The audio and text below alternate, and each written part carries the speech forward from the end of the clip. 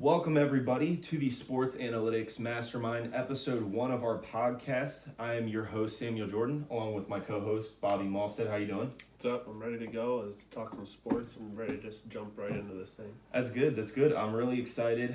We have a really good show lined up for our first show. There's a lot going on with quarterback free agency and free agency in general in the NFL starting soon.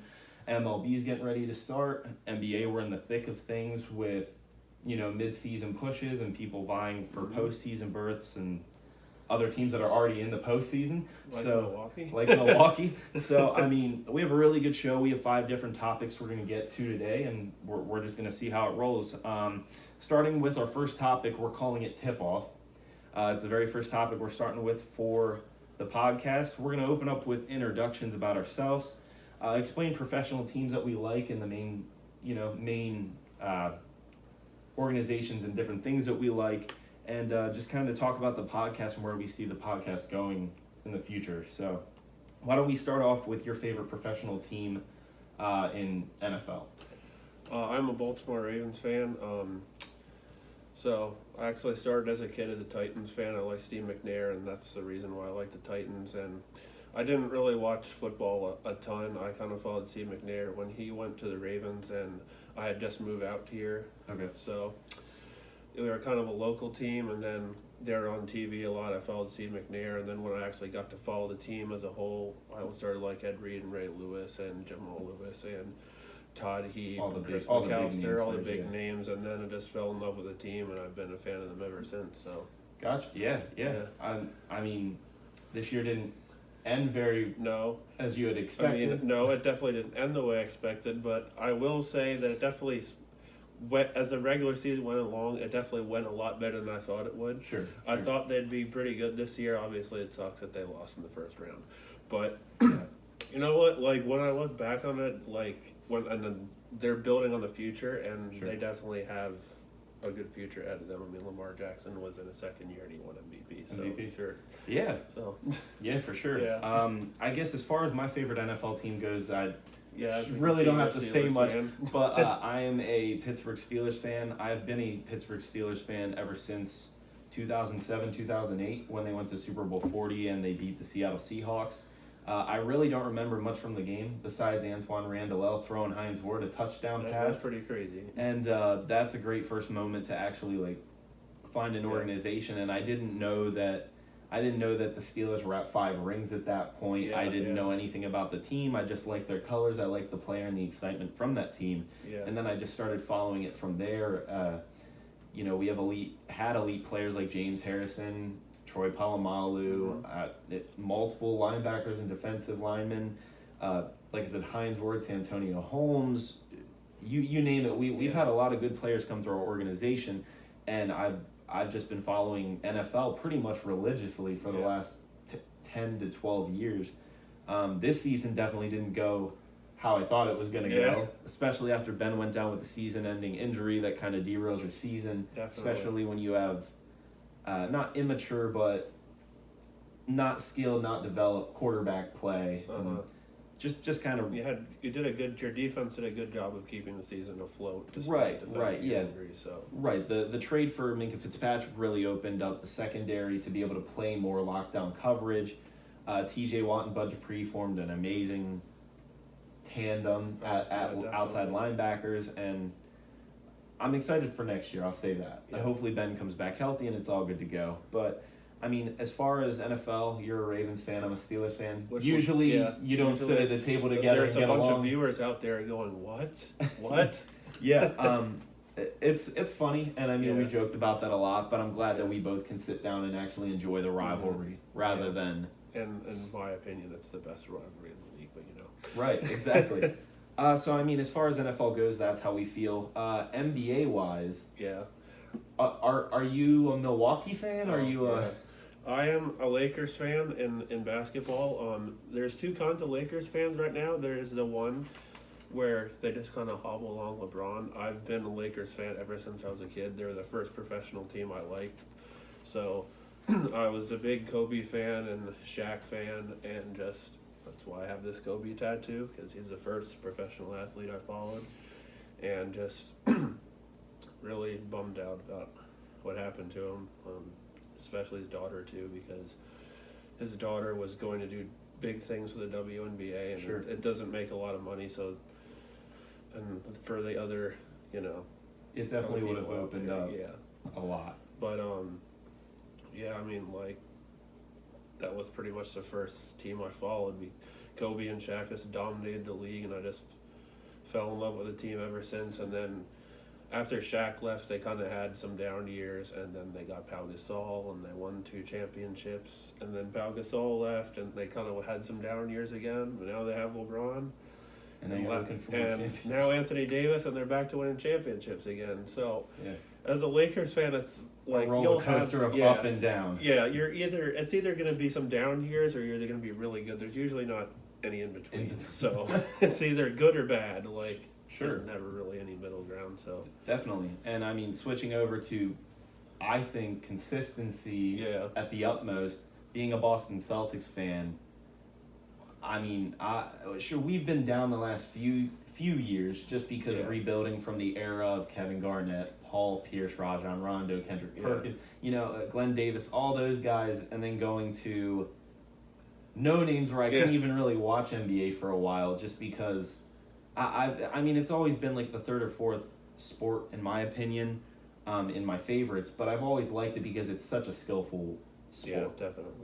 I mean, and now that we have such great young talent around our team, we Mhm. have Jaylen Brown, Jason Tatum. Jason Tatum is a monster. It's just that game when we Late- were playing yeah. each other, and Yeah. he dropped, was it 40, 41 or 42? I believe he had Yeah. dropped 32 points in 2 quarters and Yeah, then that's finished about like ridiculous. 39. I can tell you I'm not used to the people dropping points on the Lakers like that, because they've Yeah. been pretty solid defensively this year. But Yeah. so I can tell you Jason Tatum is a real deal. Yeah, but I mean, it's comical, honestly, that you're a Ravens fan and I'm a Steelers fan, Yeah. and then we go to the NBA and you're a Lakers fan and I'm a Celtics Yeah, fan, and it's just rivalry after rivalry. Yeah. And I mean, they're the 2 franchises that you really sit back and you're like, well, These are the 2 elite franchises. these are in the NBA, 2 so. franchises. Of course, you have the Bulls, like in the Sure. 90s with Michael Jordan, but Definitely. they're nowadays, But- I don't think there's any other team in the NBA that has Yeah. over 10 championships No. besides these 2 franchises. Mhm. So, I mean, I just love the fact that we can have a good communication and have good Yeah. conversations without tearing each other's heads out because Yeah, of rivalry. But, definitely. so, I mean, after talking NFL, NBA, we can move on to, I think, our third Yeah. favorite sport, MLB. That And was- this is where it gets dicey for both of Yeah. us. Why don't you explain to them your favorite organization in the Okay, MLB? so I had just mentioned that the Ravens and the Lakers are pretty successful franchises. I like the Orioles in baseball, and if you want to go from polar opposites, the Orioles are almost never successful. I probably go through about 20 pairs of tissues a game every single time I watch the Orioles play. Yeah. They're pretty bad. They had some pretty good years between like 2012 and 2014. They made the playoffs. Sure. They made the ALCS, but they got swept by Kansas City Royals, and the Royals wound up winning the World Series the next year. Okay. And I think they lost. Yeah, they lost that year Mm-hmm.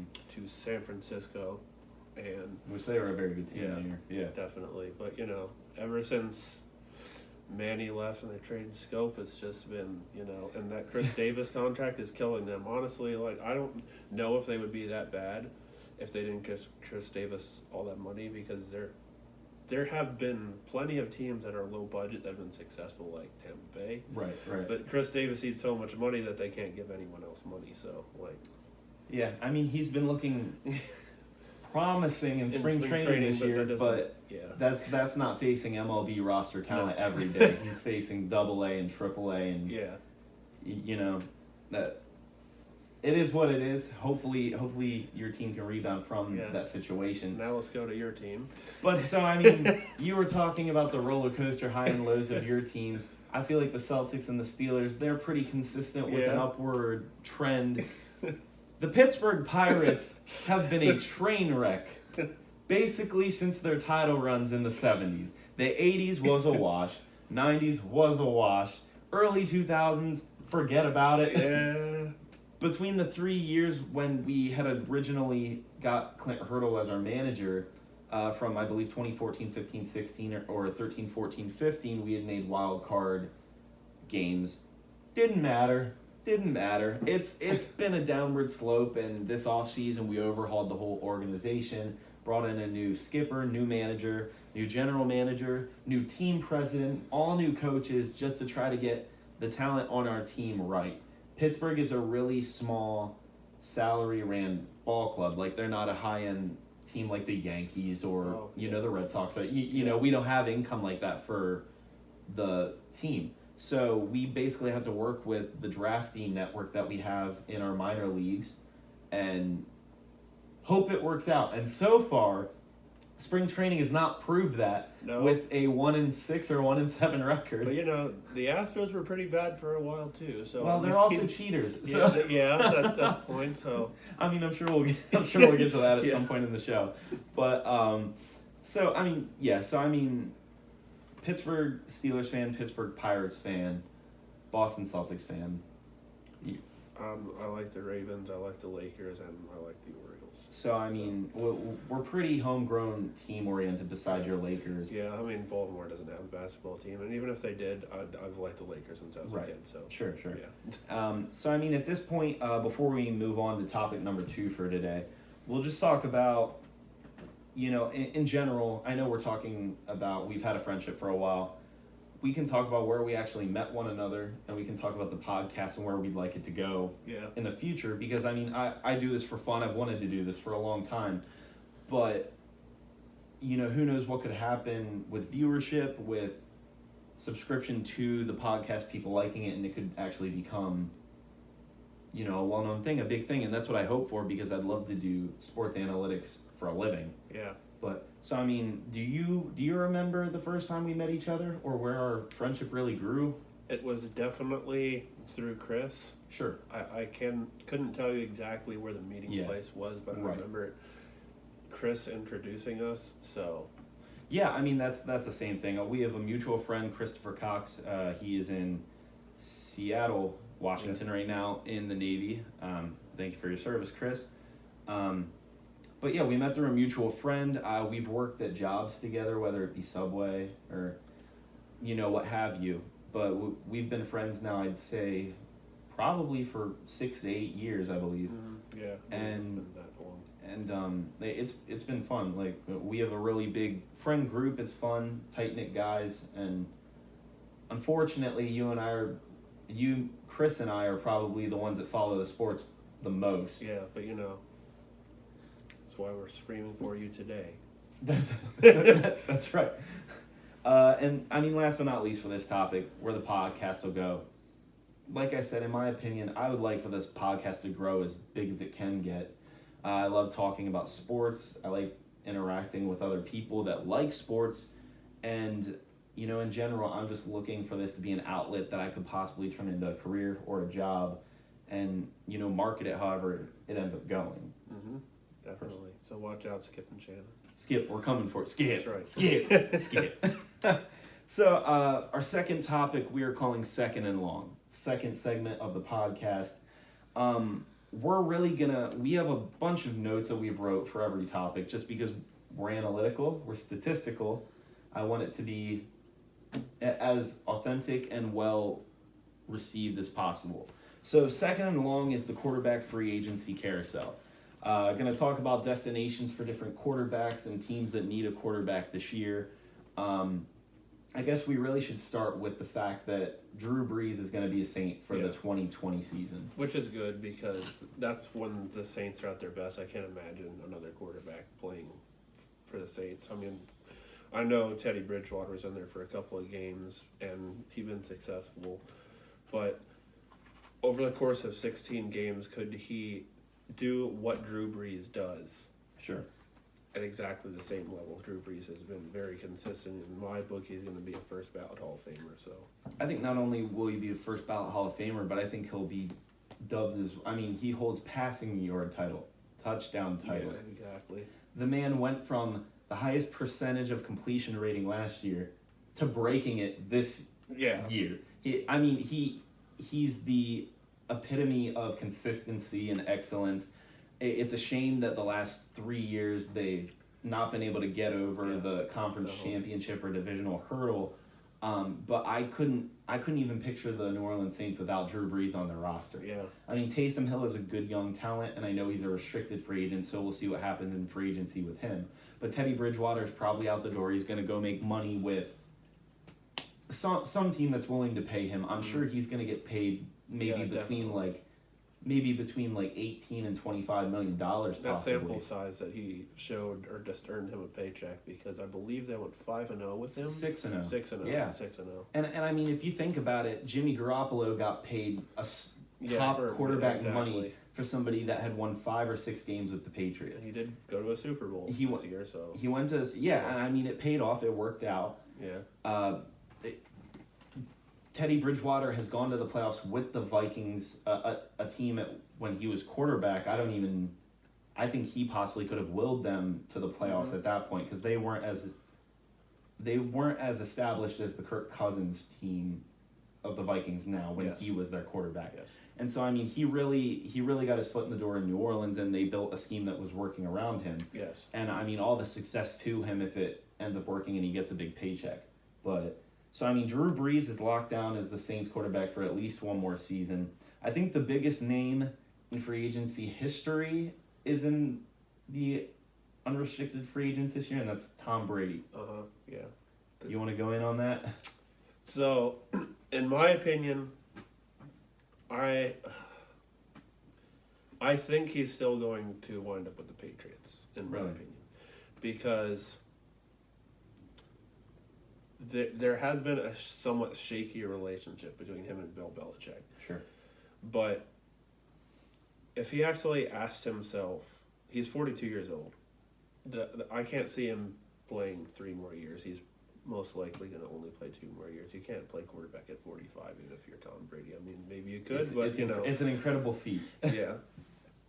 Does he really want to go somewhere where he has to learn a new scheme, new teammates, new players? Like, we already know that all Tom Brady's got to do is get 1 or 2 more receivers. They probably win the division again. Yeah. So, if you're asking me, I think there might be 1 or 2 teams he could go in and right away. Maybe the Chargers. I think Chicago could possibly be a good fit if they get some more pieces around him on offense, because they already have a championship caliber defense. Sure. So, but if you're asking me, their division is pretty soft. The only thing you got to worry about is Buffalo. Yeah. And I think the right place for him to go to is to remain in New England. Okay. So. Yeah, I mean, I think being a New England Patriot for life speaks volumes to, like, having a 23 to 25 year career and ending it with the same team you started with. That's an incredible feat within itself. Yeah. I personally, I've heard reports through ESPN. I've heard reports through Pro Football.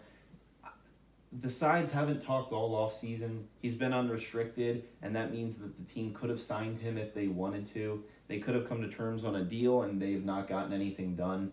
I think Tom Brady's fed up with the fact that he's been waiting, 2-3 years now for more pieces outside, looking for, their line has been decent, but it's never been elite. They've given him just enough to work with so that he can win. Tom Brady's a great competitor, and he's a great teammate. I know a lot of people I've never heard anybody speak badly on Tom Brady. My only thing with Tom is, if he leaves New England, he's going to leave New England for a team that has a good offensive line and it has good weapons. The only 2 teams that I think are out there that could honestly help him this offseason would be if the Chargers picked him up and they got another weapon on the O-line to kind of help solidify the O-line. Derwin James is going to be back this year after getting hurt all of last season, pretty much all of last season. And maybe the Colts, because the Colts have an outstanding offensive line. Yes, their defense, I believe, is underrated, and all they need is to get somebody outside T.Y. Hilton. They have Paris Campbell in the slot. They do have Jack Doyle coming back at tight end. Eric Ebron is testing for agency, but if they sign Tom Brady, maybe they could usher him back.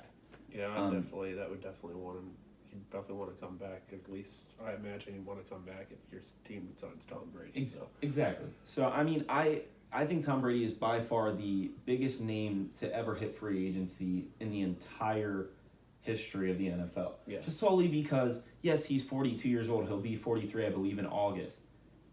But he's Tom Brady. He's the greatest quarterback. He has 6 rings. So. He has longevity. He's only been hurt once seriously in his career when he was out with his ACL in 2008, I believe, or whenever that was.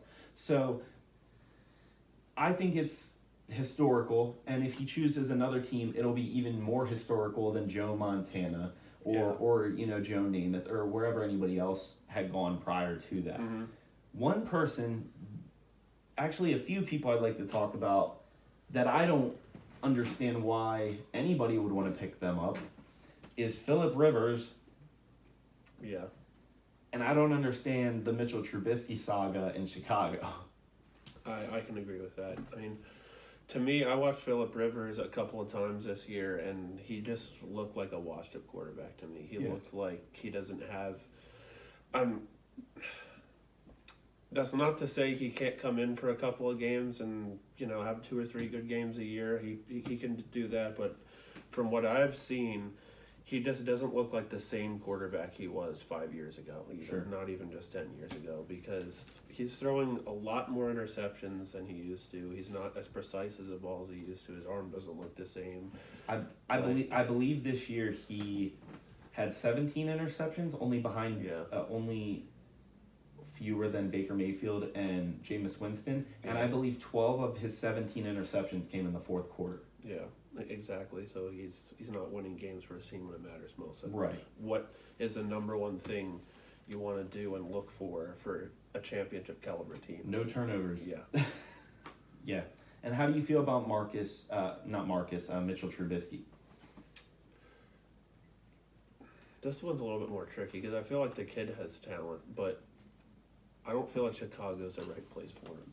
No. Sometimes there can be situations like Ryan Tannehill, who we'll get into a little bit later. It was a great example. I would have never guessed in 1,000 years a Ryan Tannehill-led quarterback team could go to the AFC Championship game, but it happened because he's the right fit in Tennessee. Right. He has a good running game. He has great with play action when receivers play well off play action. Yeah, so I think he could possibly go to a team that fits him well and like Ryan Tannehill and do well. Succeed. I don't think Chicago is that place, though. That's my feelings towards it. Out of all the teams that need a quarterback, do you think he could be a potential trade candidate with anybody? Like maybe a Cam Newton? Maybe he could switcheroo, or maybe he could be. I personally wouldn't want to trade for him. Yeah, but just because of the history. Exactly. But I'm not ruling out the possibility that he can go to another team and have success. But personally, I wouldn't touch him. That's just me. Yeah, understand. I kind of feel the same way. Phillip Rivers is very washed up. He's, in my opinion, old at this point. If any team is going to sign him, what are they signing him to? A 2-year deal maybe, if that? Yeah. And, I mean, what are you getting out of him? At this point, you've seen he has the most turnovers next to Jameis Winston over the last, 3 years, 4 years. He's fumble prone as well. And he, like you said, he isn't a come-from-behind quarterback. He isn't a game winner anymore. Like he used to be when he was younger. He was a gunslinger when he was younger, and he would win you games. But now I just think it's washed up. And at this stage, I think Mitchell Trubisky has had 2 years in Matt Nagy's system. It's shown that they didn't even get to the playoffs. Granted, NFC North is a great division, in my opinion, or at least a competitive one. But, yeah, I don't know how I feel about either of those guys. I wouldn't personally want them on the Steelers if we could sign them tomorrow. Yeah. So... one guy that I think I would take tomorrow, if nobody signed him, would be Dak Prescott. Yeah. I don't understand what's going on in Dallas as to why Jerry Jones didn't get this deal done last offseason. He has a winning record through 3 seasons. You can afford that to go to the offensive line, Ezekiel Elliott, a slightly above average defense. But he's won them games, and last year he proved to have better numbers in every single category, and now he's going to want more money. Yeah. I don't know why Jerry Jones would have let it go as long as it has. But at this point, Dak's going to get paid whether it's with the Cowboys or not. And if they franchise tagged him this year, I'm really interested to see what he does. Yeah. As far as whether he plays out that contract or not. And it turned out to not be a good decision because now they have Byron Jones as a free agent. Now they have Amari Cooper. So can they afford to pay all three of those guys is what I'm wondering. And Sure. I don't think you can pay all three of them in the same year. That's a lot of cash you're dishing out for three players. You'll have no money left for the next year. So, I think they prioritize Dak Prescott. I can't imagine they'd let him walk, but and what happens to the other two players? We'll get into that later. But if they're looking at those three players, I think you got to prioritize quarterback first. So sure. We'll have to get to the next topic here in a minute, but I'm going to name off some teams that are in need or have quarterback issues, and I just want to see who you think they'll fill in with the need this year. Okay. So let's start Bears. Do they stick with Trubisky or do they try to look for a trade? I'm going to go with the Teddy Bridgewater. Okay. You think they'll bring in Teddy and try to have him and Mitch play for a starting position? Whether that, yes, I think that would be ideal. Okay. Because this way you can keep, and that is all. You're obviously going to pay Teddy Bridgewater a lot of money because he already showed with the 6 games with the Saints. But right. You want a viable backup. Right. Backup. You don't know if he's going to start or not for Mitchell Trubisky because he's obviously shown you. At least in that particular franchise, that he can't lead your franchise. Sure. So, if you're sticking with him, you're basically throwing the season down the toilet. You're admitting defeat. You have Green Bay in the division who still has Aaron Rodgers, and maybe he's not what he used to be, but he's still a top 10 quarterback. Right. You have Minnesota, who's loaded at receiver, who has Dalvin Cook at running back. You got to look at yourself in the mirror and say, how can we improve this team? So sure. So Colts, do they stick with Jacoby or do they move on? I think they stick with Jacoby. I don't think that's the right move. Mm-hmm. But the Colts have proven to be, and I'm not even really sure why, because they have a ton of money to spend in free agency, but they've proven that they don't like to spend money in free agency. Yeah. Going into last year, they had so much salary cap, and they didn't do much in free agency other than sign Justin Houston. Yeah, and I mean, there were some pretty decent names in free agency as well. So I think they stick with Jacoby, but I wouldn't personally, but knowing how they are. Chargers, who ends up with the Chargers with no Phillip Rivers? I'm going to go with Marcus Mariota as their quarterback. Really? Because I actually have a friend that's a Chargers fan, and he believes that Marcus Mariota is a good fit with the Chargers. Okay. With the way they run their offense, they have the two good running backs, kind of like the Patriots do with when they bring in James White, right, and Sony Michel.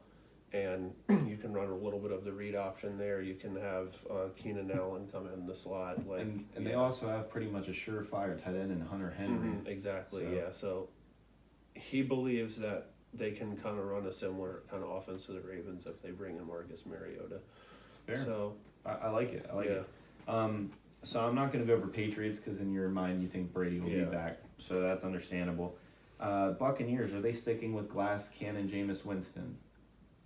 I'd say yes, because I thought they should have given up on him a while ago, and they haven't. So I mean, you can take it for what it's worth. 30 touchdowns and 30 interceptions. That's a big outlier. But also, he threw for 5,000 yards, and I heard transitioning from Bruce Arians' offense from year 1 to 2 is where you see that's the most true, improvement. And he did throw a lot of interceptions, but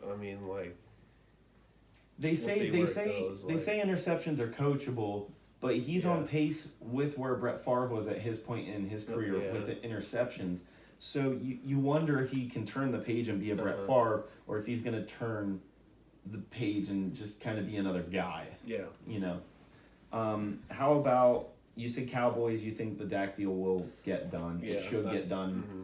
I think we're both in agreement there. Are the Bengals going, I mean, we'll talk about this later in later in the podcast, but do you think the Bengals, as of right now, one name, Joe Burrow or Tagovailoa?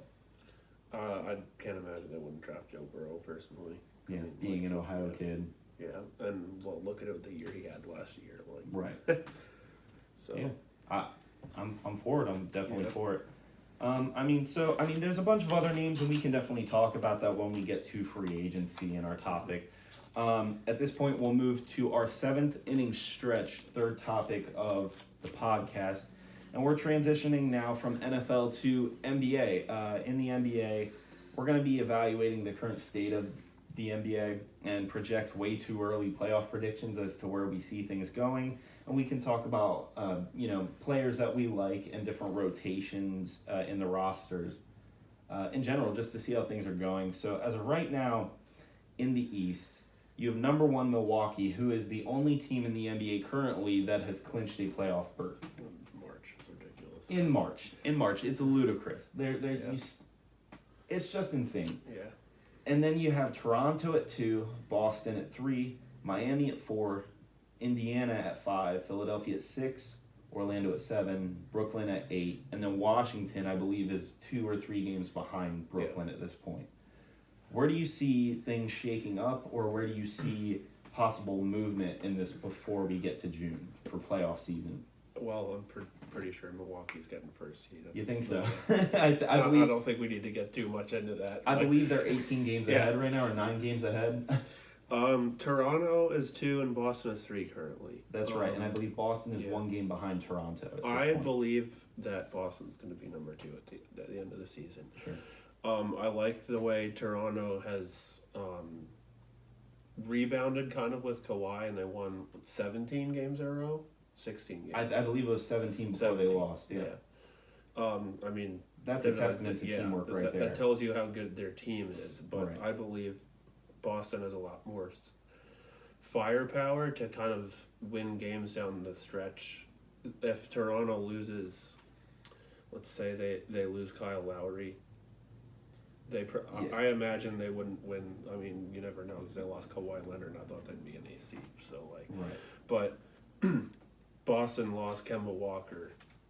They're still winning games. Kemba Walker's their second best player. I think Jason Tatum's their best player. But Tatum's basically transcended himself within the last 15, 20 games of the season. Mm-hmm. Talking about Toronto, Pascal Siakam for them, he's averaging 24 points, 8 rebounds, 3 assists. Yeah. He's an amazing player, and I believe that he is one of the main reasons as to why they're even running this streak, because he's such a big, I believe, forward. He's a big forward that can drive and score hard points in the paint. And with Boston being 1 game behind Toronto, I believe we've played a tougher schedule than Toronto at this point in the year. I forget the scheduling and the strength of seed and scheduling for the season, but we had a thriller against the Lakers. We lost by 1 point last night to Houston. All of these teams that we've lost to, a lot of them have been in playoff contention at this point. Yeah, exactly. And Tatum's averaging 24, 7, and 3. Yeah, which is really which as a third, fourth year guy. Yeah. He looks amazing, especially in the last few games. He's been averaging 30 points a game. Yeah. He's been driving to the hoop against guys like LeBron that are going to stuff the ball down your throat. He's an amazing player. We've been doing all right with Kemba not on the floor, and I can't imagine how we're going to be once Kemba gets back from his injury. If we can really make a push past Toronto and solidify the number 2 spot. Yeah. I look forward to that. One team, the 4 seed team, Miami. I know you're really hyped about. Why don't you talk about that? I like Miami a lot. Miami's 4, Philadelphia's 5. Originally, before the season started, I had Philadelphia in the finals, but I've kind of backed off on them a little bit. I think they're soft. I don't think they're going to... in a 7-game series, I do not see Philadelphia beating Miami because Miami's core plays really well together. Philadelphia's core gets hurt, even if they aren't hurt. Sure. They can't stay healthy. Even if they are healthy, excuse me.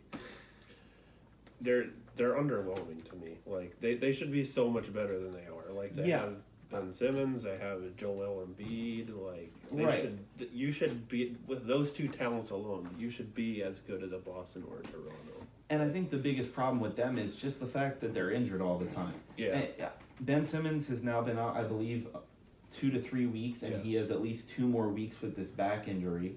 Embiid just left the court, I believe, mid last week with a shoulder or a thigh injury, and now he might be sidelined for 2 to 3 weeks.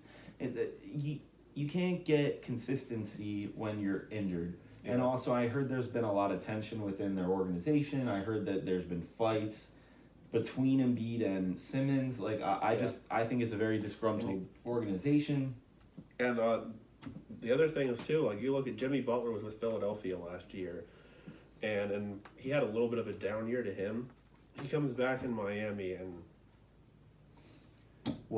he comes back to Miami. He's definitely their best player. He's averaging I think 21 points, 7 rebounds, 6 assists. Or he's back to the Jimmy Butler we know and love in Chicago. Right. So I mean, there's something about Philadelphia that their core does not mix well, and they play down to their expectations. So, I've seen Miami. Every time they played the Lakers this year, from what I've watched, they've given us besides the game that the Celtics played against us, that they've given us a fight to where, I mean, obviously they play in the East, to where I've looked at that team and go, wow, I would really want to play that team in a 7-game series. Like, so I like Miami a lot better than Philadelphia, just because of how hard they play, and their core mixes a lot better together, because it's the same player that was in Philadelphia last year fits a lot better in Miami this year. Like, what's that telling you? Right, exactly. I mean, at the bottom end of the East, you have the Pacers, Orlando, and Brooklyn. I think all of those teams, they have good viability, but I don't think they have enough depth or just firepower on offense to be able to contend. So I mean, at this point, I think if you're not Milwaukee, Toronto, Boston, Miami, and Philadelphia, you're just kind of vying for whoever gets beaten down by one of those teams. Pretty much. So, I mean, Washington's out by a few games against Brooklyn. Brooklyn's down Irving for the rest of the year. They don't have Durant this year. I don't know what we're going to see from them at the end, if Washington and Bradley Beal can, make it in or not. But I personally believe that by the end of the season, Washington's going to be number 8. But just because after Kyrie got hurt, I think Brooklyn's going to fall. But even if they don't, I mean, it's not going to matter. Whether it's Brooklyn or Washington, they're going to get swept by Milwaukee. It's just reality. So why don't we move over to the West then at this point? And I'll let you take the West for a while, because I know you're a West guy and you've watched them a lot more. So go ahead. So number 1, the Lakers are first seed at 45-13. The Nuggets and the Clippers are both 40-19, so they're second and third. And the Rockets are a game behind them at 39-20. Mm-hmm. And Utah is 37-22. Oklahoma City is 37-23 at 6. The Mavericks are 36-24, and the Grizzlies are 29.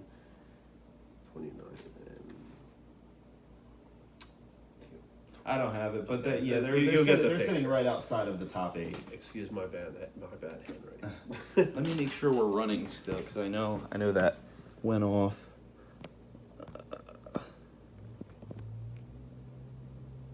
Yep, we're still running. I just wanted to make sure whenever you double tap these, it goes to Siri. So it's all good. I just wanted to make sure we are still running. Anyway, so go ahead and talk about the West. So the way the West goes is, I feel like this is gonna sound biased because of the jersey I'm wearing. I feel like the Lakers are the best team in the West. I mean, we have the number 1 seed, who've been most consistent throughout the year. I mean, you could argue the Clippers would be a little closer if they were healthy more, but right now, if the season ends today, we'd play the Grizzlies in the first round. And I know the Grizzlies just beat us yesterday, but I don't think they would win more than one game in a series against the Lakers. So then you have something really interesting, because right now the Nuggets are second seed. Now, personally, at the end of the season, I believe the Clippers will be second seed over the Nuggets. But if the Nuggets retain second seed, they play the Mavericks and the 7th seed in Mavericks, and I think the Mavericks would beat the Nuggets in the 7th. You think there'd be an upset? A big upset, because the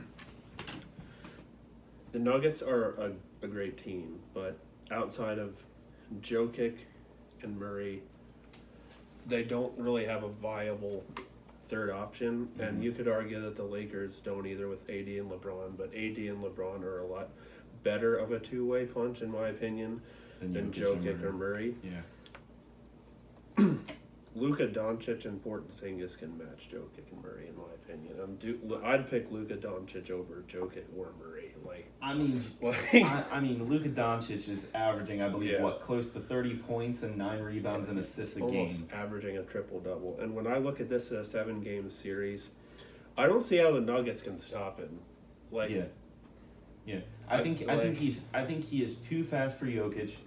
Yeah. And I think he will take any forward and just put a 3 right over their head. Yes, I would agree with that. He is such a good talent at such a young age. Yeah. And apparently over in Europe he was a professional up until he got into the league, and it's just he's transcended his position as of right now. Almost he's averaging just as much, if not better, than I think LeBron has one of the best stat lines of the year, sitting at 25, 8, and 11.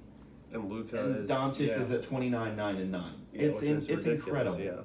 And then you get to the next series, which is the Clippers and the Thunder, and I think that's a sweep.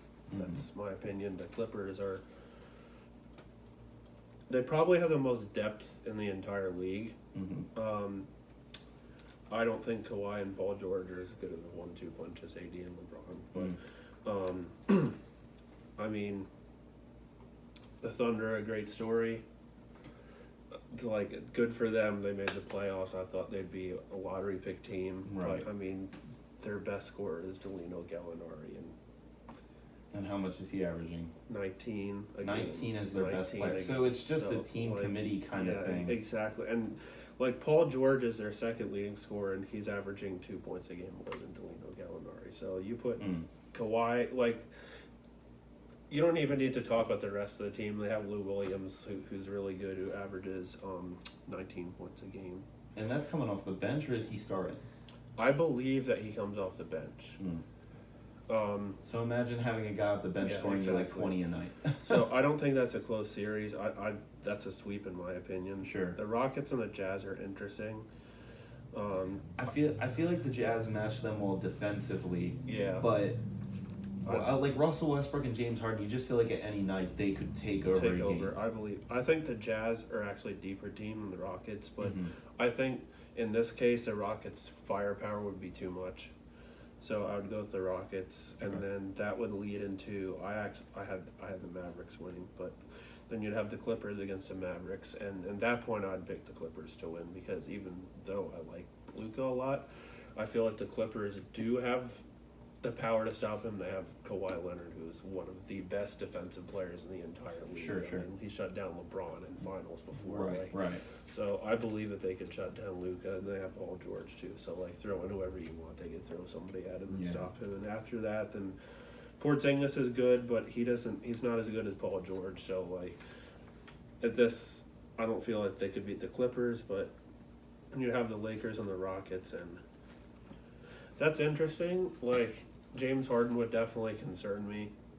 I don't think they could stop James Harden per se. Mm-hmm. But this is just a matter of LeBron and AD are going to score. Russell and Harden are going to score. And it's kind of what you think your other role players are going to end up doing. And I like the Lakers bench a lot more than I like the Rockets bench. So sure. So it wouldn't show it on the stats because Rondo only averages 9 points a game, I believe. Mm-hmm. But Rondo's a lot different of a player than he is in the playoffs. You have Kyle Kuzma. So I think the Lakers are a lot deeper of a team, and I still believe LeBron and AD are the best 1-2 punch in the league. So if it comes down to 1-2 punches, I'm going to pick LeBron and AD. Sure. Yeah, I mean, So- literally, they're top 5 players in the league. And then it goes down to the Lakers and the Clippers, and that's a coin flip to me. I mean, like, It's basically Yeah. like star power and whose role players are going to come out. now I will say the Lakers have not fared well against the Clippers so far this year. They lost both games, but Sure. the playoffs can be a different story sometimes. So Yeah. I'm not I guess I would have to pick the Clippers because the Lakers haven't shown they can beat the Clippers yet. So Yeah. I'd have to be fair. I have to pick the Clippers until the Lakers have proven that. I Sure. feel like the Lakers could beat the Clippers though, but as out of what I've seen so far, I would probably have to pick the Clippers. But I still believe that the Lakers could beat the Clippers in a 7-game series. So that's So the one thing that'll be really funny Like- about that finals is the fact that you don't have to move anywhere. yeah, exactly. Every game is in Staples Center. Yeah. How Which is how nice, awesome is like- that? Like you have no road games, you're Yeah. staying home. Exactly. Yeah. Like that's pretty cool. yeah, if it that really would is, happen. Yeah. But I mean, so the NBA is shaping up to look really good. I don't know if there's going to be much movement at this point in the rankings. Yeah. Maybe I hope Boston jumps Toronto, and we could see. I don't think Philadelphia is going to free fall, Yeah. but I mean, with the injuries piling up, and Embiid and Simmons, I believe, are both out now, Yeah. and they're going to be out for at least a little bit of the foreseeable future. You could see Miami really take a hold of that 4th spot. And at this point in the West, I don't really see too much movement happening besides maybe the Clippers jumping the Yeah. Nuggets. But The other thing too, is when it comes down to Lakers and the Clippers, is LeBron and Kawhi kind of cancel each other out. sure. Anthony Davis is significantly better than Paul George in my opinion. So No, I definitely think that's Yeah. fair. He has the size advantage. I think he could drive easily to the paint against Yeah. Paul George. I know he won't be playing probably against Paul George, yeah, but if they do, I mean that Mhm. Anthony Davis is a big man. Yeah. He's gonna bull over people in the paint. He's gonna score his points, offensive rebounds, defensive rebounds, and he can even pull up for a tray shot. yeah, exactly. And the other thing is too, if we happen to get DeMarcus Cousins back, then That's I believe the Lakers would win that series because, like, that's a better third option than anybody has, in my opinion. Sure. So, Sure. Yeah, I definitely feel it. At this point, we'll move out of 7th inning stretch and move to our 2-minute warning topic, 4th out of 5 topic. This is our baseball session. And basically, we're going to talk about spring training started. Some teams are going through the motions at this point, just getting ready for spring training. Unfortunately, I think our teams are putting in a lot more work yeah, behind the scenes than other teams are going to have to do. But we'll talk about expectations and who we think is going to win divisions this year, and maybe even give like a sneak peek into who we think will be in the World Series this year, or Yeah. be at least vying for that. So in the American League East, you have the Yankees, the Rays, the Red Sox, Blue Jays, and Orioles. This is your division. I'll let you talk about it. So I'll make this simple and easy for you. The Yankees are going to win this division. Very fair. It's pretty obvious. I actually like Tampa Bay. I actually have them in the playoffs too. We'll get to our predictions later. Sure. But I believe that they'll still be maybe even 10 games behind. But they'll fight in because I think the Yankees might win like 110 games this year. They'll Yeah. be that good. They're It's unfortunate that they lost Severino. That I know Yeah. Severino got hurt, but I mean, you think they lose him? They just signed Garrett Cole. yeah. who's Arguably, yeah. in my opinion, the best pitcher last year. Yeah. Strikeout wise, ERA. He has nasty, Yeah. filthy stuff. So, Severino going down is a bad hit, but the Yankees are gonna be the Yankees. And that's an upgrade. Like exactly. Like the Yankees' downfall last year, that's why they lost to the Astros, is their starting pitching. Their Right. bullpen was really good. Now their starting pitching's going to be good, and their bullpen's going to be good, and their hitting's going to be good. Like I don't know what on this team is bad. Right. I like the Rays to make the playoffs too. They'll especially because I mean I have the Red Sox and then next and then Toronto and the Orioles, but especially with the Red Sox losing Mookie Betts, I believe the Rays are actually pretty obviously the second best team in the division now. Especially, I know David Price had a big contract, but like the fact that they gave Price and Mookie Betts, it's like I mean, they have some guys, but they don't have a team anymore. They lost their face of their franchise. They just handed him off to the Dodgers. Yeah. So like, they'll be. I don't think they'll be as bad as people think they will be. I think they probably be a little bit over 500, maybe like a game or two over 500. Sure. I don't think they're going to be like the Orioles bad. But Toronto, I think, could be in the future. They have some players. They have Vlad Jr. They have some players. Yeah, they've got that could be promising. Yeah, that could be good. But you still I don't see it right now. I don't think, like I said, I don't think they're going to be like 40 and 120 or something. Yeah. But they could. They're not vying this year. Yeah, they could be around 70 wins. Sure. The Orioles. I don't have too much hope for them this year. And let's be honest, to be honest, I think they'll probably have the worst record in baseball, maybe the second worst. They've had that for the past 2 years, so I don't see what's going to be different about this year. They didn't do much in the offseason besides trade people away, so I mean, they have Adley Rutschman, who's going to maybe not come out this year, I don't believe. The catcher they drafted first overall, and he'll probably be there next year. So I mean, I saw him live. He has all the stuff that you want from a catcher. When they bring him up, their offense might be a little bit better, but as of right now, they don't have really much going for them. Chris Davis is hitting well, but you know, it is what it is. So I don't imagine he's going to be doing that the whole season. So I mean.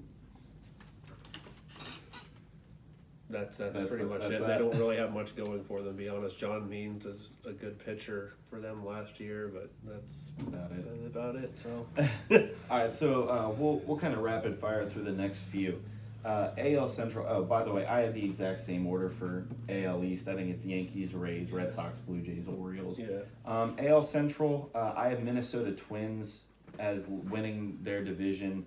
And then behind them I have the Indians and then the White Sox. The White Sox, we just found out today, they signed some dudes. Yeah. Yasmani Grandal, Nomar Mazara. They got Dallas Keuchel. I know they signed a few others, but they're really loading up their roster. And they have Tim Anderson at shortstop, I believe. Shortstop or second base, I believe.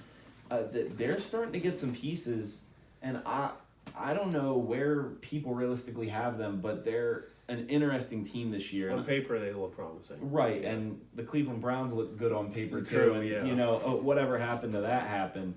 But, I mean, the White Sox look good on paper, but I have them at the 3 spot in their division at this point just because you don't know what's going to happen. Yeah. And, I mean, the Minnesota Twins have only gotten better. Mm-hmm. And the Cleveland Indians, I don't believe they lost too much, and they're retaining really good pieces like Lindor and other people. So Minnesota Twins, Indians, White Sox. I have the Royals at 4, and then I have the Detroit Tigers coming at 5 in the Central. AL West, I think we both have the Astros taking that division. Yes. They're probably going to get pelted by 5 wild pitches every game this season. Yeah. It's shown. I think they've already been hit by 7 or 8 pitches in spring training so far. Don't cheat. I get the steroid era was the steroid era. Apparently this is, this is the techno era basically where they're sign stealing and doing different things. Don't cheat and you won't get hit. I don't understand. The 2017 World Series is forever going to have an asterisk next to it for the rest of eternity because of what they did that whole season. I don't think it's fair to baseball. I don't think the players were fair. And, I mean, it showed this season. I think they should have lost their earnings that they made for the World Series and other things like that, but apparently they were granted immunity because Robert Manfred is an idiot. He's a dummy. But at this point, we have the Astros taking the AL West, and behind them, I have the LA Angels. I believe you have the Athletics. Mm-hmm. Yeah. And then behind the Angels, I have the Athletics, I have the Rangers, and then I have the Mariners. Yeah, I mean, it's pretty much the same that I have the A second, obviously, and the Angels third. That's pretty much what I have. I mean, obviously the Astros cheated. We all know that. At the end of the day, I still think they're the best team in the West, and Sure. that is what it is. I mean, we'll see how good they do without the cheating, I guess. Pretty much. Pretty much, I don't think their home record will be nearly as good. No. But, I mean, we'll see what happens. The NL East, National League East, I have the Atlanta Braves taking that. I believe you have the same, correct? Yes. So Atlanta Braves, they were consistent last year. They have really good young talent, and I think they only got a little bit better. Yeah. Washington Nationals, I have at the second spot, and I will go over predictions at the end of this segment. Yeah. But I have the Nationals as a wild card team. I don't think they have a great young talent in Juan Soto. Their pitching is fantastic. They have 3 or 4 really, really good starting pitchers. That I think they're a fantastic team. I have the Phillies as the third spot. I believe you have the Mets third. Yes. Is that correct? And then I have the Mets at 4 and the Marlins at 5. Yeah. That's pretty much what I have. Set Mets third and Phillies fourth. So. Yeah, and I feel like that one you can kind of toss up Switch depending up, yeah. on how either plays. But NL Central, it's Pirates, baby. We're gonna be last. I don't want to admit that, and I want to think that we have enough talent on our team to go somewhere. But our pitching hasn't shown that they can dial it in. Yeah. Our hitting has shown that it's inconsistent. We do have young guys like Brian Reynolds coming up and playing well. Josh Bell broke out last year with all of the home runs he had. Yeah. Got his strikeout rate down a little bit, but he's still striking out a lot. The Cardinals loaded up again this year, and they have Jack Flaherty. They have, they have so many good pieces. They have Colton Wong, who won a Gold Glove this year. They're a very good standard team, and I have them winning the Central. Milwaukee Brewers, I have behind them just because if they can get their pitching right, I think their bats are more than capable of getting into the wild card, possibly. I have them as a wild card in the NL. Yes. They did lose Grandal, but I believe they had a catcher coming up that was going to be all right. So I have the Chicago Cubs as my third, and then Cincinnati Reds as my fourth. And the Cincinnati Reds have a wicked rotation. They have Louis Castillo. I know they have Sonny Gray. I believe they just signed Wade Miley. That might be the Cardinals or the Reds, but they're starting to build a good rotation for starting pitching, and their bats have always given the Pirates trouble. So, I mean, that division is as competitive as it gets. I don't think anybody's going to be above 90 wins, and I don't think the Pirates might have 100 losses. I really hope we don't. I hope we can try to at least sit between 70 wins and above. But that division's always hard to play in. It's always competitive, and I'll let you roll with the NL West to finish out the segment. I have the Dodgers first. I actually believe the Dodgers are going to have the best record in baseball this year. Yeah. I mean, they had Mookie Betts on their team. Mookie Betts and a David Price trying to prove himself. Yeah.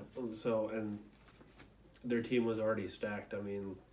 And they didn't lose A.J. Pollock to the Angels, so they retained him. I mean, the only reason they weren't in the World Series again is because Clayton Kershaw is not the same pitcher in the playoffs for some reason. I don't know why, but right. But they're going to win the division. I have the Diamondbacks second. I actually have the Padres third. Really? That's probably not a popular opinion, but they have a lot of young talent on their team, and honestly, I'm not a huge fan of the Rockies or the Giants either. Gotcha. So, I mean, they have Fernando Tatis, they have Manny Machado. He's good. Yeah. So, two good young talents. So, their pitching is not great, but I have the Rockies fourth and the Giants fifth. So I'm going to take the young talent over the Giants. They're just. I remember when they were winning World Series. Right. Now they're just a shadow of their former selves. So it's sad. It's very sad. I have the same list, but the Padres are at the bottom, and then I have the Rockies, Giants, Padres. But I mean, I could understand having the Padres higher. They do have young talent. Yeah. They just need to get pitching. I don't think they have a good rotation or a bullpen.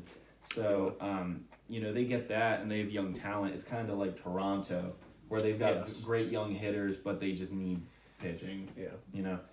I guess at this point, to close out 2-minute warning, we'll just go over. I mean, we have the Yankees winning the East, Twins winning the Central, Astros winning the West. Yeah. My two playoff wild card teams are the White Sox and the Angels. Okay. And you have, I believe, White Sox and the A's? I have the White Sox and the Rays. Oh, Rays. Yeah. Gotcha. It's good. I think So- both are fair debates. I was also very considerably going with Oakland. They won 97 games last year. They're obviously a great team. Sure. It was a very, very hard decision, but I went with Tampa Bay. So, I mean, I said that the Yankees would win the division by 10 games, but that's only because the Yankees are... They're going to win a lot of games that are just like Tampa Bay could win 97 games this year, I think. So yeah, definitely. And then in the NL East, I think we both have the Braves, correct? yes, We both have the Cardinals in Central, yes, and we both have Dodgers in the West. yep. I have the Nationals and the Brewers as the wild cards. I actually have the same thing. Same thing. So Yeah. I mean, we're like-minded in that. I Yeah. honestly think the World Series is going to be a Yankees-Dodgers World I Series, agree. and I think that's by far the best option at this point. Yeah, it's pretty obvious. It's just a matter of who you would go for. I think the Yankees would win. I think the Dodgers will have the best record, but I have the Yankees winning the World Series. I think at this point I have the Dodgers upsetting. I wouldn't say upsetting the Yankees, Yeah. but I think it'll be a 7-game series, and I think they'll go toe-to-toe with each other. Fair. I just think the Dodgers have so much firepower now; it's insane. Yeah, The only thing that could hurt them is they lost Hyun-Jin Ryu, I believe, to the Twins this year. yeah. So they don't have as much firepower pitching. But could you imagine stepping on the mound and having like a Garrett Cole against the Clayton Kershaw World Series? And See, just, like, And that's kind of why I'm picking the Yankees, because when it comes down to it, I've seen Clayton Kershaw in the playoffs, and I'm going to go with Garrett Right. Cole, so I'm Right. going to pick the Yankees. So yeah, the fact that Houston did not put Garrett Yeah. Cole in Game 7 of the World Series, I think, is why they lost. yeah, But I mean, that's it is what it is. yeah, At this point, we'll move out a 2-minute warning and we'll go to our final topic of the day. This is overtime. Overtime, we're going to talk about today the NFL draft expectations as well as free agents and just touch base on the NFL CBA that has been going on the last few months, and it's gotten a lot of steam the last few weeks, and what it means for the league as a whole. We'll start with, I guess, the NFL CBA. I'll kind of explain it to you because I know you don't have as much knowledge on it as I've been looking into, and then I can just get your thoughts on it. okay, So, the new NFL CBA, there's a lot of money in financials that it's going to raise percentages, and a lot of NFL players are upset about it, just due to the fact that I believe it's 48% they're moving up to from 47. yeah, So it's going to give the players an extra $5 billion total for all the players over the next 10 years. yeah. So I think per year that's $500 million that goes into salaries, it goes into different things.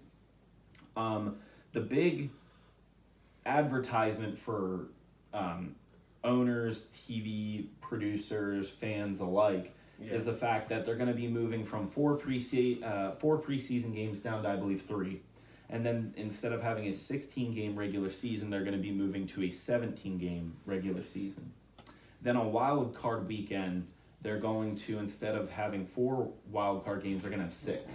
Now what that means is they're only in each conference giving 1 bye week to the number 1 seed of each conference. So that means if you look back at last year, so there were 6 teams from each conference that make it in. Now, with adding 6 wild card games, that means 7 teams are getting in. Mm-hmm. That means that the Steelers would have made it this year at 8-8, and the LA Rams, I believe, were 9-7, would have made it into from the NFC. Yeah. That means that the Kansas City Chiefs would no longer have a bye week, and they would have been playing the Steelers wild card weekend, and the Green Bay Packers would have been playing the Rams. Yeah. So a lot of the players are upset about this because it's adding another game into the a regular season, and it's adding games into postseason. Also, I mean, that's taxing on the body. I'm sure nobody wants to play more because it's already tough sledding for the regular season, and that's just kind of the whole lay down all the information. And I wanted to know what you thought about it as far as a fan perspective and what you think about it.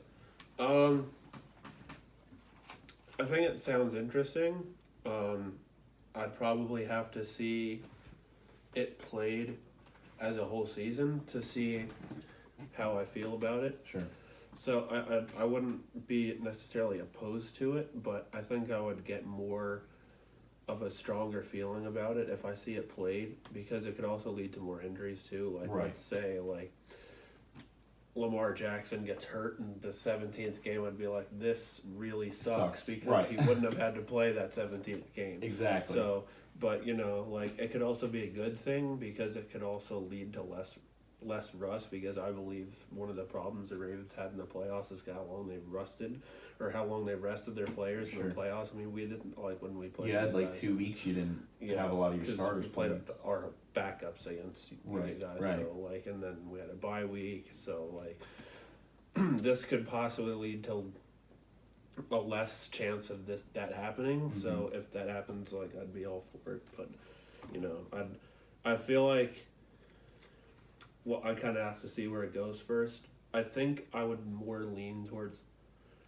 being in favor of it, because then it kind of feels like the number one seed means a lot. The Sure, best record exactly. in the league means a lot. Exactly. Like, You're gonna have more people trying to vie for that top record. Yeah. You're also gonna have teams in week 16 and 17 that might have already been out of it. Yeah, they're Now still fighting, there's yeah. more teams that are vying for playoff spots still. Yeah, and more competitive games. Right. Okay. Right, exactly. So I mean that's how I feel too. I think it's in theory good, and it also gives. I forgot to mention it gives a second bye week during the season as well. Yeah. So I mean you're gonna have 2 bye weeks for each team. So I'm sure Yeah. players are gonna like and appreciate that. I just know Yeah. that a lot of players don't like it due to they want more money and things like that. Yeah. Which I mean, looking at it as a fan, like they're already making a lot of money. Yeah. But I also understand wanting to get paid, wanting to Yeah. feel like you're earning your job, and I get it. Mhm. I get both ways. But I mean, at this point, we can talk about the draft prospects and notable free agents, and just kind of take that into the closing segments of the podcast for today. So I'll let you start with free agency. All right. See what kind of names are out there so I have far. a couple of guys written down. First off, I have Javion Clowney. Seahawks defensive end. He's a big name. He only had 3 sacks this year, though. Really? So, yeah. For the was he with Seattle the whole time? Yeah. Really? Yeah. So I looked at that, and it doesn't make me. He's going to get paid a lot of money. Do you think that Seattle possibly franchise tags him?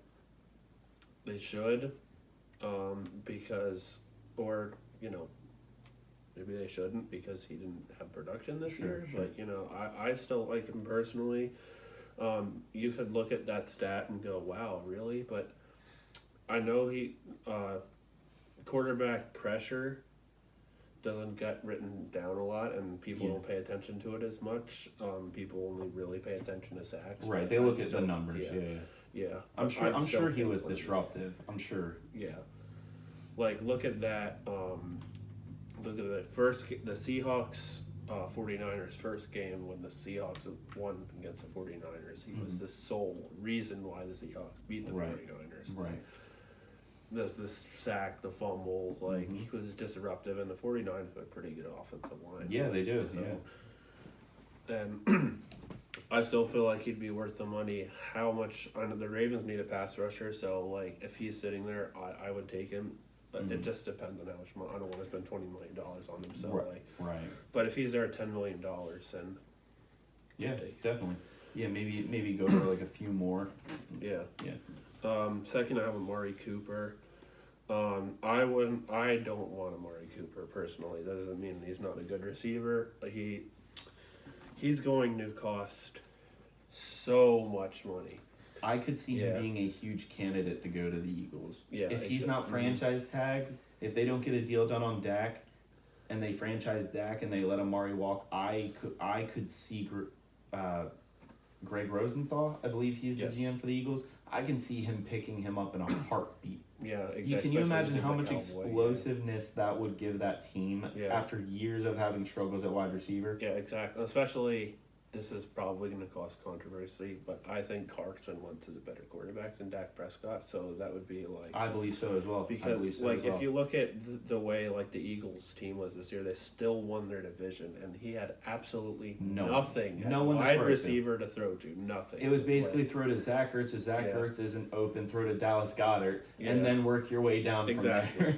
So, Amari Cooper last year, he had 1,189 yards and 8 touchdowns. I mean, that's good. That's and I believe production. wasn't he out a few weeks too? Yeah, that's really good. But Yeah. he's also had drop problems in Oakland. I know he's been better in Dallas, but who's to say that you trade for him or sign him?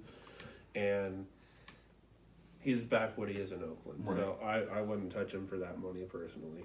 But you're not saying you wouldn't touch him for the talent. You'd touch him for the money. The money Sure. wise, yeah, he's just way too expensive. Like in my opinion, he might be one of the more top 3 most expensive people. Right. Sure. Money, so Byron Jones, he didn't have any picks this year, but he got thrown to 53 times and he allowed 30 receptions, so that's almost half.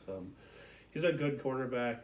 I don't need a cornerback, so if the Steelers if he's worth them, you might want to take a look at him. Right. I feel like your cornerbacks are getting better though, but Yeah, I mean we're definitely working it out now. Joe Hayden is getting a little bit older, but he's still he I believe he had 3 picks last year. Steven Nelson, we picked him up in free agency last year, and he's actually turned out to be very good in our scheme. And with Minka in the back, and Terrell Edmonds is doing a little bit better playing at free safety. He's a good player, but I mean 30 reception on 53 targets, that's over half of your targets thrown at you. It's not like Richard Sherman, it's not Patrick Peterson. No. So I mean he's good, but I don't the know. no picks things kind of scares me off a little bit too, because I know he doesn't get thrown to a lot, but Richard Sherman doesn't get thrown to a lot, and he still gets interceptions. Right, so correct. I mean Yeah. AJ Green, he just got franchise tag. I mean, they could possibly still trade him, but I imagine if they pick Joe Burrow, they're just going to keep him, so he's probably off the list. So I was gonna say, seeing that they signed AJ Green, if they do get a deal done between the two, I don't see how they don't go with Tua or Joe Burrow in the draft, because that's basically saying, hey, we're getting this guy. Yeah. Make it worth us paying this guy to keep him around for you. Yeah. You know what I mean? Yes. So. Next, this is actually the guy that I want the most out of any of the players I have on the list. Yannick Ngakoue from the Jaguars defensive ends. He's explosive. The Ravens need a pass rusher. Derrick Henry ran right through us in the playoffs. We need people, defensive ends there. He's a great defensive end. He had 8 sacks last year, which is pretty good for a defensive end. I mean it's good, and also you got to think he was getting a lot of the pressures, and that's why Jonathan. Exactly. I believe. Do they have Jonathan Allen is his name? Yes, I think so. Or Jonathan Simmons, or whoever they had. He I think he had 8 or 9 sacks himself in his rookie campaign due to the fact that Yannick Ngakoue took so much pressure on one side of the field. Mm-hmm. No, I don't know how he's going to cost money-wise, but like I said, I don't want to play Clowney that much. I would want him. I don't want to pay Amari Cooper at all. But this is someone I would be willing to pay top dollar for, because this is a very much need, and I feel like he'd fit right in. So. And his top dollar is probably going to be less expensive than Clowney's top dollar. Yes, I said that. He's not a more well-known name like Clowney. Right. So, which is weird because Clowney had 3 sacks and Ngakoue had 8, but Yeah, it's whatever. This is the most interesting one on the list, I think, because you have Shaquille Barrett, who had 19.5 sacks this year. But the year before that, he had 3 sacks with Denver. So, is he a one-year wonder, or does he just fit more at Tampa Bay? Could some players take a long time to break out? Could that be it? What are your feelings on him? I mean, my whole thing with Shaquille Barrett is there's a YouTuber by the name of Brett Collerman. He does amazing analytics on different players and why they are the way they are and get the production they get. Yeah. He broke down a video on Shaquille Barrett and basically said the scheme they run allows him to stand up and rush however he wants. Yeah. He has a very good swim move to get around edges, and he has such a quick lightning first step that he's behind the line before they're even getting back into their set. Yeah. So, he's very disruptive and he's very quick, and that's what gets him so much production. And I believe before the first 7 weeks of the season were out, he was already at 10 sacks. Yes. So, he slowed down towards the end of the season. I wouldn't necessarily say slowed down as... Yeah. I know a lot of people were thinking he was going to get 22, 24 sacks the way he was moving early in the season. But, he's a really good talent. It was a little unfortunate it's taken him so long to get production, but somebody's going to pay him for a 19.5 sack season. That's incredible. Yeah. So, I like him as a player. Yeah. Now, I imagine he's probably going to get paid top dollar. Is that going to be with Tampa Bay or not? It's like, Right. who knows? I would take Shaquille Barrett. I think I'd want Yannick Ngakoue a little bit more. Mm-hmm. But I would definitely take Shaquille Barrett, and he would also be a player that I would be willing to pay top dollar for. Yeah. So the next one is Derrick Henry, as I sigh, and Rushing leader of Yeah. 2019. yeah, but yeah, How many rushing touchdowns did he have? he had 16. That's Yeah. really good. Yeah, 16 it is touchdowns really good. rushing is good. Leading the league in rushing is good. Yeah, You know, a lot of people probably would say he has some wear and tear from the last 2 seasons. yeah, But, I mean, he is explosive as they come. At the size he is and the fact that he can run as fast as he does, I don't see how Tennessee does not retain yeah. him. It would be stupid. I don't see it, especially with the offensive line they have. I think what they should technically do, not technically, I think what they should do is franchise tag Ryan Tannehill, and they should pay Derrick Henry. Yes, that would be the And- smartest thing to do. Like, it's hard to come by, like, elite running backs, and I would say Yeah. Derrick Henry is elite. Yeah, he might even be the best running back in the league, honestly. Right now. Yeah, it's definitely possible.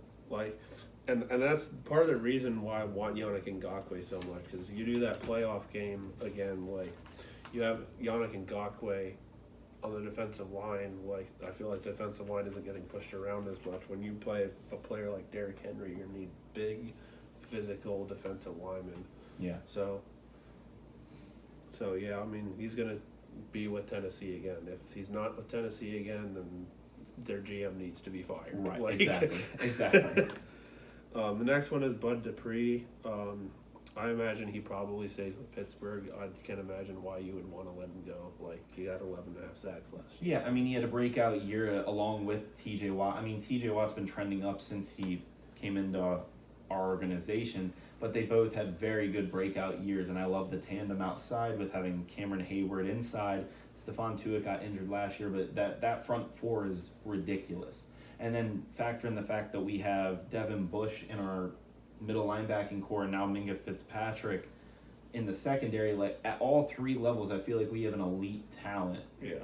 Especially the offensive, defensive line. It's insane. Yes. So I hope we can franchise tag him maybe, or at least pay comparable money to what somebody in free agency would do for him, so that we can retain him, because I love the tandem we have there, and our defense is only going to get better with, the more they gel together. So I hope we don't lose him. Next one is Matt Judon. I've heard we're going to franchise tag him, which I'm happy about, because he's the only really good pass rusher we have. So we really need to keep him, and this is definitely someone I need to pay. If he said, I want $20 million, you pay him $20 million. Yeah. Because look, where would our pass rushers be if we didn't have him? Like, it's already not good enough as it is. Right. So, like, the reason the Ravens were 14-2 last year is because of Lamar Jackson in the offense, not because of the defense. So, Right. Yeah. I mean, the defense wasn't bad. It's just that they didn't have any pass rush. The secondary is very good. I think it's a top 5 secondary in the league. But, like, the secondary can be as good as it wants to. Like, and this is why the Titans beat us, because when your pass rush isn't good, Ryan Tannehill can stand in the pocket all day and does what he wants to do. So, I'm glad we're keeping him. Sure. The last one on the list is Emmanuel Sanders. I was actually surprised because his numbers weren't that great. He only had 502 yards and 3 touchdowns. Yeah. He's still someone I would love to have. I think he's probably going to wind up staying with San Francisco. I don't know why you'd want to leave San Francisco. They just made the Super Bowl, and he fits in their offense well. He's their best receiver, so Yeah. he's someone I'd take, though. Like, Yeah, I mean, he's good. He's an older veteran talent that can give you stability in the locker room and give you, a good voice to have in the locker room. And you saw that, once he joined the 49ers, it gave him a even better element where they actually had some stability, because I know they were dealing with their draft pick from 2 years ago. Dante Pettis hasn't turned into the receiver they really wanted him to be. yeah. Deebo Samuel was a surprising receiver for them, but it gave them a different option to put out Samuel's, Deebo, and have the running backs they had to kind of split the field apart. It's a huge benefit, because that's what that they had, to have that second option, because the Ravens don't have that second option. They just have Marquise Brown, Right. But the playoffs come. As soon as they would stop going to Marquise Brown, everything fell apart. As San Francisco had that second option, so I'd take him on my team. He's definitely a good second option. He's not going to cost you that much. Like Sure. I imagine, though, like I said, he's going to be back with San Francisco. I don't know why he'd want to leave San Francisco after a year like that. He fits well with their team. Like Yeah. Definitely, yeah. I mean, the Yeah. free agency class looks decent for this year, along with Yes. all of the quarterbacks. So that's definitely something that on, I believe, March 18th it starts. It's going to be crazy to look at. The last thing we'll talk about real quick in overtime before we close out the podcast for today is some draft prospects. We'll just touch on them real quick. There's not really anything much we should say about them yet because they haven't had pro days there in the combine right now. Yeah. But I mean, Chase Young is the best talent I think I've seen in years. Just a good athlete. He's insane. He can bend around the edge, and he's more powerful than I think a lot of people think. Yeah, and go ahead. Yeah, you're a Buckeye fan. Yeah, and I'm an you've Ohio watched State him. fan, so I can tell you, I definitely know how good he is. He's a great talent, and there's no reason that Washington shouldn't take him at number 2 unless they want to get numerous picks for the future. Downright pick if I am that organization. Some quarterbacks, obviously you have Joe Burrow, Tua Tagovailoa, Yeah. Jordan Love, and Justin Herbert. They're all good. I watched Justin Herbert and Jordan Love at the Combine over this weekend. Justin Herbert looked good, man. He is good. That guy can throw a deep ball like nobody's business. Like, he Yes. looks comfortable. He's, I think, 6'6" or like 6'7". He looks like he has all the tools to be a good quarterback. If he went somewhere, maybe, I don't know, maybe if he went to maybe the Colts or something like that, would be and a like good fit. and like sat behind Jacoby Brissett for maybe a year or something and just Yeah. learn that offense and then was able to take over, that'd be great. Yeah. I don't want him to get I don't think he's ready to start day one for like a Chargers team or Yes. a Bengals. I don't think anybody could bring the Bengals out from where they're at right No. now. That's why I feel bad for whichever quarterback's going to get drafted first. But Justin Herbert looked really good at the Combine. Isaiah Simmons, the linebacker / safety from Clemson, he looks incredible. He ran a 40 with all of the linebackers. I think the second fastest linebacker at the Combine ran a 4.51. He ran like a 4.39. Wow. He ran a 4.39, and he's bulking up to play linebacker. Yeah, that's crazy. He's so fast. He's just like Devin Bush. Like he has such good coverage skills. And he reminds me exactly like Cam Chancellor. Just a big, like a long, stout bulldozer in the secondary. So, I mean, last but not least that I'll talk about just for today is this is probably the best receiving class that we have seen since, I believe, 2011 or 12, when you had A.J. Green, Mike Evans, Julio Jones. Like that, I think this draft class is going to rival that draft class because you have CeeDee Lamb, Oklahoma. Huge highlight playmaker, can go over the top and beat you. You have Jerry Jeudy and Henry Ruggs from Alabama. Henry Ruggs ran, I believe, a 4.27 at the Combine. Elusively fast, and can, like, Jeudy and Ruggs can take slants over the middle and take them for 90 yards. It's like Odell Beckham stuff. Yes. So they're incredible, and I mean, you have other really good wide receivers like Simmons from LSU. Yeah. You have Shinnok from, I believe, Notre Dame. I forget where he went, but this class is just so good on the offensive side of the ball. And Jonathan Taylor from Wisconsin, the running back, he's good. It's going to be a really good draft class this year, and there's going to be a lot of movement due to all of the quarterback controversy in the NFL going on right now. Yeah. Until free agency settles down at the end of March, beginning of April, and they get to the draft, you're really going to know what teams are going to be vying for potential quarterbacks and different pieces that they're going to need to contend. But I mean, with that being said, I think that closes out the first Sports Analytics Masterminds podcast.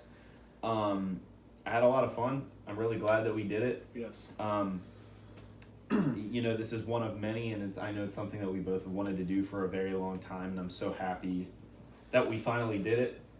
May have been a little bit of nerves at the beginning, but it's what rolls with it, and it's only going to get better as we go. So how do you think it went? I'm feeling pretty good about it, Hope we get, some viewers in and starts to get this thing rolling and see how it goes. Yeah, it sounds good. Well, I mean, from us here at Sports Analytics Masterminds. We appreciate if you watch it and if you share it, you like it, subscribe to the channel. We'll be posting every Saturday or Sunday night. Hopefully we'll get to Saturdays. But again, like I said, we're excited to have any viewership that we receive. Any likes and subscriptions are greatly appreciated, and we're excited to keep it going and get the ball rolling. So have a good rest of your day.